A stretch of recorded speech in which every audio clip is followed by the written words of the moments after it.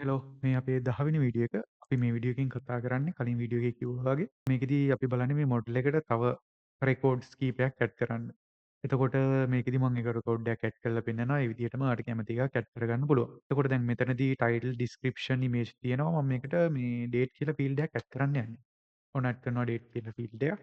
Date models වල තියෙනවා date field එකක්.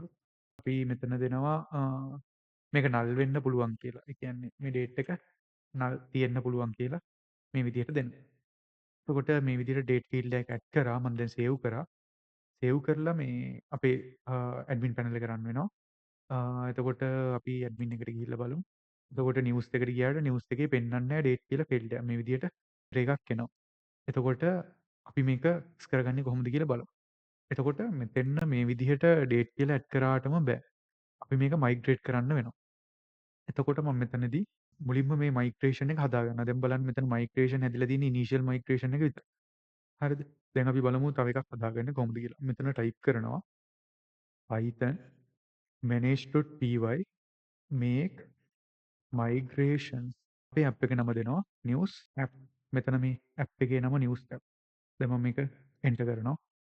right මෙතන මේ to news date කියලා මයිග්‍රේෂන් එක හැදිලා තියෙනවා. මේ මෙතන මයිග්‍රේෂන් එක ඇවිල්ලා තියෙනවා බලන්න පුළුවන්. මේ විදිහට ඒ හැදුණු මයිග්‍රේෂන් එක තියෙනවා. දැන් මයිග්‍රේෂන් එක හැදුනට විතරකුත් බෑ මේ අපේ ඇඩ්මින් පැනල් එකේ පෙන්වන්න. එතකොට මේ මයිග්‍රේෂන් හැදිච්ච ටික මයිග්‍රේට් කරන්න ඕන. එතකොට අපි ඒකට Python කමාන්ඩ් එක දන්නවා. අපි කලින් වීඩියෝ එකේදී කතා කරා. වීඩියෝ වලදී Python manage.py migrate මෙන්න migrate එක 2 කියන එක ඇප්ලයි වුණා ඕකේ කියලා ඇවිල්ලා තියෙනවා මෙසේජ් එක. දැන් අපි ආයෙ සර්වර් එක රන් කරලා බලමු. අපි සර්වර් එක රන් කරා. right browser එකට ගිහිල්ලා රීලෝඩ් කරලා බලමු.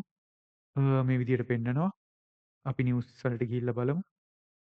මේ විදිහට පෙන්වන්නේ. එතකොට මෙතන ඇඩ් කියපුවම මේ ඔයාලට ඩේට් එක මෙතන ඇඩ් කරන්න ෆීල්ඩ් එකක් පෙන්නනවා. එතකොට අපි එක නිවුස් එකක් දාලා බලමු. දැන් අපි මේ නිවුස් එක දාමු. ටයිටල් එක දැම්මා. ඩිස්ක්‍රිප්ෂන් එක දැම්මා. මෙතන කැමති ඉමේජ් එකක් අපි ඉමේජ් එක සිලෙක්ට් කරගමු. අපි මේ ඉමේජ් එක ගමුකෝ. right මෙතන කැමති ඩේට් එකක් සිලෙක්ට් කරගන්න පුළුවන්. එතකොට මේක පබ්ලිෂ් කරපු ඩේට් එකනේ අපි සාමාන්‍යයෙන් දාන්නේ. ඉතින් මම දැනට මේ නිකන් රැන්ඩම් ඩේට් එකක් දාලා මෙතන සේව් කරා.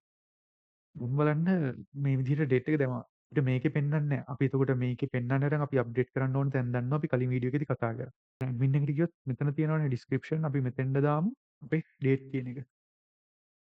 ඩේට් අපි රීලෝඩ් කරලා බලමු මොකද වෙන්නේ කියලා. මෙන්න මේ විදිහට ඩේට් එක ඇඩ් වෙලා තියෙනවා. මෙතන බලන්න අපි කලින් අර ඇඩ් කරපු මේ එකේ ඩේට් එකක් දැම්මේ නෑනේ.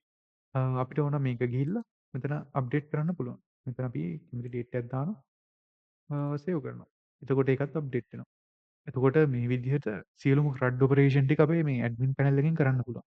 එතකොට සාමාන්‍යයෙන් අපිට Django වලින් වෙබ් එක හදලා අපිට වෙබ් එක යූස් කරන්න පුළුවන්. අපිට ඇඩ්මින් පැනල් එක විදිහට මේක යූස් කරන්න පුළුවන්. එතකොට අපි නිවුස් සයිට් එක හදලා තියෙනවා. අපි නිවුස් මෙතනින් ඇඩ් කරනවා මේ විදිහට. එතකොට මේ වීඩියෝ එකෙන් අපි ওই ටික තමා කතා කරන්නේ. අපි ඊළඟ වීඩියෝ එකෙන් කතා කරමු මේකේ මේ query කරලා. ඒ කියන්නේ දැන් හිතන්නකෝ දැන් මේකෙදි ඕකේ දැන් අපේ මෙතන ඇඩ්මින් එකට ගියපුවම මේ විදිහට මෙන්න මෙතන අපේ ක්ලයන්ට් එකට ගියවම දැනට මෙතන ටෙම්පරරි ඩේටා ටිකක්නේ පෙන්නන්නේ. අපි කොහොමද බලමු දැන් මේ ඇඩ්මින් එකෙන් දාපු ඩේටා මේකට රෙන්ඩර් කරලා මෙතන ඩිස්ප්ලේ කරන්නේ. එතකොට ඒකේ පළවෙනි ස්ටෙප් එක විදිහට ඊළඟ වීඩියෝ එකෙන් අපි query sets ගැන කතා කරමු. හරි අපි එහෙනම් ඊළඟ වීඩියෝ එකෙන් හම්බෙමු.